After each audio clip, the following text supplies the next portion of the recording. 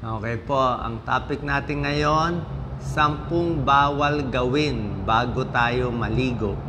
Okay, paliligo to. Hindi niyo ba napapansin minsan, pag naligo tayo, doon tayo biglang dehydrated, doon tayo nangihina, masama pakiramdam natin pagkaligo. Merong mga 10 bagay dapat nating ingatan o iwasan bago tayo maligo. Umpisahan natin na. Number 1, eating a heavy meal. Huwag mo na kumain ng marami tapos maliligo ka. Kasi pag kumain kang ng napakarami, let's say ilang plato kinain mo, tapos maliligo ka agad, medyo masisira po yung digestion natin. Kasi pag bagong kain, yung dugo pupunta sa tiyan, sa stomach, sa intestine, tapos maliligo ka, di ba? Baka mainit pa pinaligo mo, gagalaw-galaw ka, hindi gaganda yung digestion, mahirapan. Baka ma-impatcho tayo. So, pagkakain ng marami, hintay muna siguro ng mga 30 minutes, 1 hour, bago maliligo. Number 2, sobrang exercise. Yung pagod na pagod, strenuous physical activity, o nag-gym ka, tapos maliligo agad. Alam ko, ginagawa to ng mga kabataan. Siguro kung bata ka pa, kaya mo to. Kung atleta ka, athlete, kaya mo. Pero kung senior, medyo may edad ka, di ba? Tapos, pagod na pagod, di ba? Dito sa Pilipino, takot pa tayo sa pasma, di ba? Pwede maghintay ng 30 minutes to 1 hour. Okay?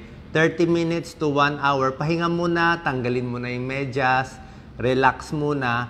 Kasi pag sobra ding exercise, mainit yung katawan natin masyadong mainit. Tapos maliligo ka pa mainit, baka ma-dehydrate ka pa. Walang masama, i-cool down muna yung katawan natin. Cool down ka muna bago maliligo. Ito naman, suggestion lang.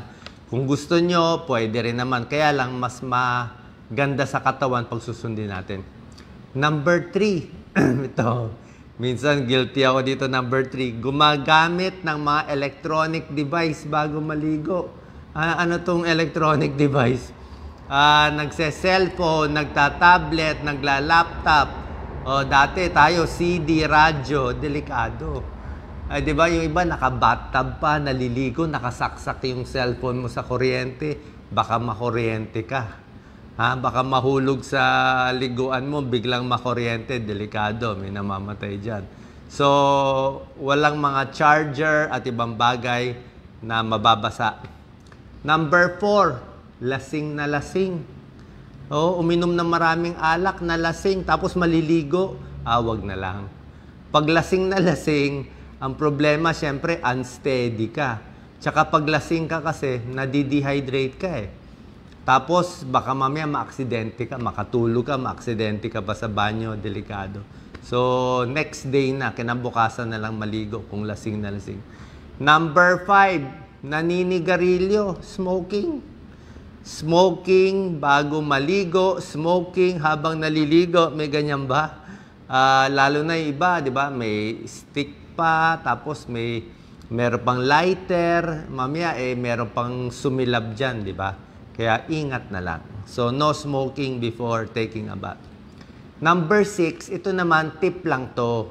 Pag gumagamit tayo ng lotion, di ba nag-apply tayo ng mga lotion, dapat pagkatapos maligo. Hindi maganda yung bago maligo, doon ka maglo-lotion, tapos maliligo ka, unang-una, sayang yung lotion.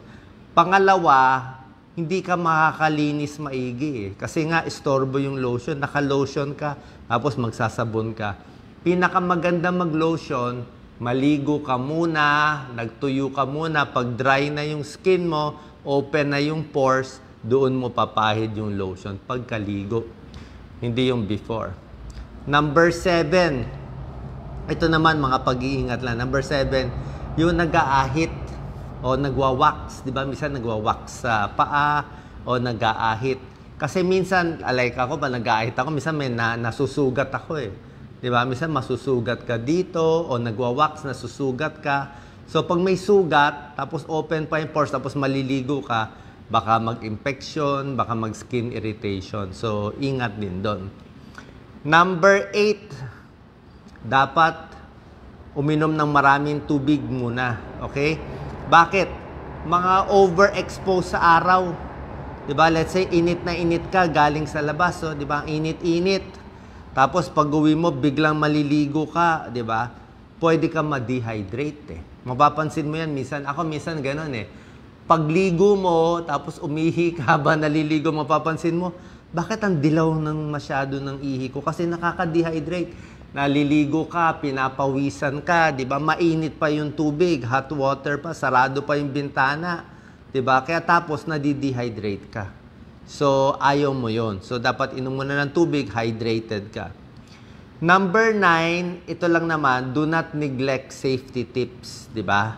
Lalo na sa mga senior, bago maligo, siguraduhin yung bathroom, yung floor tuyo, okay? Muntik-muntik madulas. Alam mo, kahit ako minsan, mas maganda talaga may rubber mat eh. Di ba? Bumili na lang kayo ng rubber mat o kahit papano, kasi kahit nakatayo kayo minsan, very unsteady. At isa pa palang tip, pwede kayo, lalo na sa mga may edad, pwede kayo maglagay ng silya. Isang plastic na silya, habang naglilinis ng paa. O paano ka maglilinis ng paa, nakatayo, sobrang hirap yun pag senior ka na. So maganda may silya bago ka magkuskus ng paa, ng binti. Tapos habang naliligo, pwede rin. Kasi ang problema nga, pag naliligo ka, pag senior na, wala nang ganong balance eh. Di ba? Madulas pa, yung mata mo may sabon. Di ba? Hindi mo nakikita. Tapos nakatayo ka, pwede ka matumba. Okay? So do not neglect safety tips. And number 10, huwag magmamadali, okay? Do not rush. I-ready mo maigi yung gamit mo. Dapat minsan naligo na, wala pang sabon, wala pang baro, walang bathrobe, walang shampoo, 'di ba? Nagkagulo-gulo, lalabas pa basa, 'di ba? Dapat i-ready mo maigi, relax lang, tamang-tama na yung tubig para pagkaligo mo maganda. Okay? Ito yung 10 tips para siguradong okay at relax ang paliligo natin. Basically, yung heavy meal and strenuous exercise, yan ang babantayan natin. Ngayon, meron pa ako tuturo sa inyo maganda. Bukod dito, meron tayong mga babala. Merong mga sakit na dapat natin pag-iingatan kung maliligo ka ba o hindi eh. Okay? Let's say, mahina ang puso, mahina ang baga, pwede ba maligo ng mainit? May lagnat, pwede ba maligo? Sasagutin natin. Okay?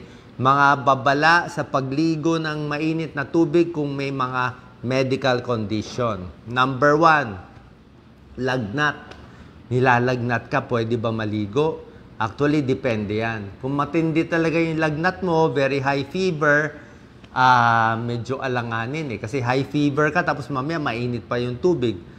Tsaka pag maliligo kasi, tumataas yung heart rate mo eh. So may lagnat ka, mabilis na yung heart rate mo, baka ma-stress pa yung circulation mo.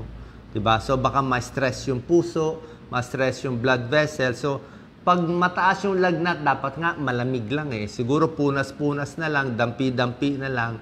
Baka lalo kang uminit, lalo kang mahilo habang high fever. Pwede naman maligo kung medyo low na lang yung lagnat mo. Number 2, ito importante. May sakit ka sa puso, mahina ang puso mo, may heart failure. Pwede bang maligo agad? Okay. Ito, pwede maligo sana, kaya lang dapat may silya at dapat may hangin. Kasi mga may heart failure, kulang sa hangin yan eh. Yung baga nila, mabilis sila mapagod. Naalala ko sa pasyente ko, pasyente ko may heart failure. Matigas yung ulo, hindi sinunod ako, tinigil yung gamot eh. Nung tinigil niya yung gamot, ang kwento na lang sa akin nung anak niya, naligo daw. Alas 4, mainit, naligo, nagbuhos. May heart failure, hininto yung gamot. Pagkaligo, namatay yung pasyente. So, bakit? Nakakapagod ang ligo. Nakakapagod yung magbubuhos ka. Ang init-init, sarado pintuan, sarado bintana. Heart failure, pwedeng may mangyari sa'yo. Kaya sabi ko nga, dapat nakaupo at may hangin, di ba? Kung takot kayo buksan yung pintuan, at least bukas yung bintana. Dapat may air ka. May air. Okay? Delikado kasi.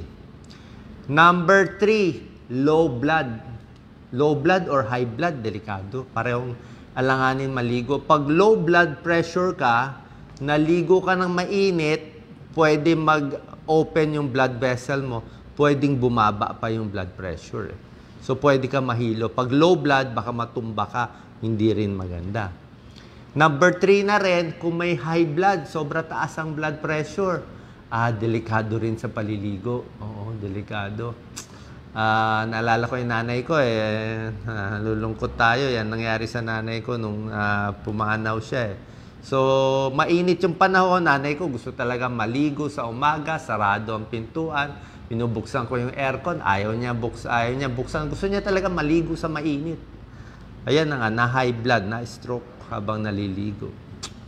So, yun, di ba? Na stroke habang naliligo. Kasi nanay ko, nahiya siya buksan yung pintuan, baka daw masilipan. 90 years old na, ano bang isisilip. Dapat talaga, kung may edad na kayo, dapat wag nyo na ilock eh. Kahit konting open, buksan yung aircon, para may hangin kayo. Kasi nakakapagod ang pagligo, lalo na sa senior, may edad. Dapat may silya, safe. Dapat nga kung may sakit, iba na magpapaligo eh. Di ba?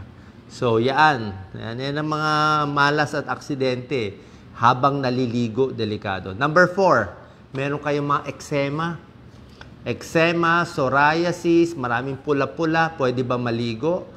Actually, pwede ka maligo, wag lang hot water. Kasi ang very hot water, lalo mamumula yung eczema, psoriasis, itching, redness, and irritation. Baka pa mag-infection kung may open wound ka. Okay? So, pag meron mga sugat-sugat, pwede naman siguro cold water. Tsaka wag mo na kuskusin. Number 5. Halos pareho to sa heart failure. Number 5, sira ang lungs. Mahina ang baga. May malalang hika, may emphysema, may COPD, di ba? Yung mga hirap huminga, yung mga smoker, may emphysema sila, mahina yung baga nila, o baka may TB, tuberculosis na malala. Tapos yun na nga, paano kung sobrang init, kulang sila sa oxygen eh. So, dapat talaga medyo open yung pintuan, open yung bintana, dapat may hangin.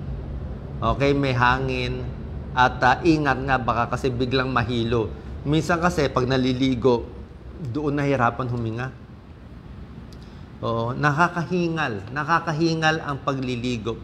Siguro kung bata ka, hindi niya maramdaman. Pero pag edad 50, 60, di ba, minsan umakyat kayo ng hagdanan, hingal na kayo ngayon. Pag 50 years old, dati akyat ng hagdanan, baliwala. Ngayon, umakyat kayo ng hagdanan, hingal na, hapo na. Bakit? Mahina na ang puso mahina na baga. So, yung ligo, nakakapagod siya, kaya dapat steady lang, easy lang. Lalo na kung may respiratory issues. Pwede maligo, ingat. And number 6, yung may mga bagong opera. Recent surgery, pwede ba maligo? Tanong nyo muna sa doktor nyo. Diba? Sarado na ba yung sugat?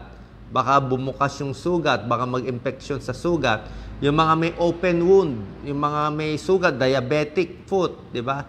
May mga infection, diba? Pwede ba maligo? Paalam mo na sa doktor. Kasi pag ang sugat ay nasawsaw sa tubig, baka hindi gumaling. Okay? And lastly, number 7, sa mga buntis, pwede naman maligo ang buntis, no? Pero sa first trimester, medyo pinagbabawalan yung sobrang init na ligo Yung normal temperature lang. Kasi minsan pag sobrang init, baka magloko yung circulation, masama sa baby. Okay? Basta yung normal paliligo at mag-iingat din pag buntis. Okay? Sana pa nakatulong tong video. Konting pag-iingat. Lagi ako may silya. Tapos ilang beses ako sa CR. Alam mo yun, hindi mo mapapansin. Minsan, hindi, yung tayo nyo, baka baka ma-slip. Naglagay na kami ng mga handle. Paggawa kayo yung mga hawakan sa CR, maglagay kayo ng rubber mat, tapos i-ready nyo lahat ng gamit para iwas aksidente. Kasi number 1 cause ng aksidente ay yung paliligo at doon na aksidente. Yung iba nababagok yung ulo sa CR. Ang dami ko na nakita niyan. Sobra na dami. Kaya ingat po. Sana po mag-ingat tayo para hindi tayo ma-accident. God bless po. Thank you.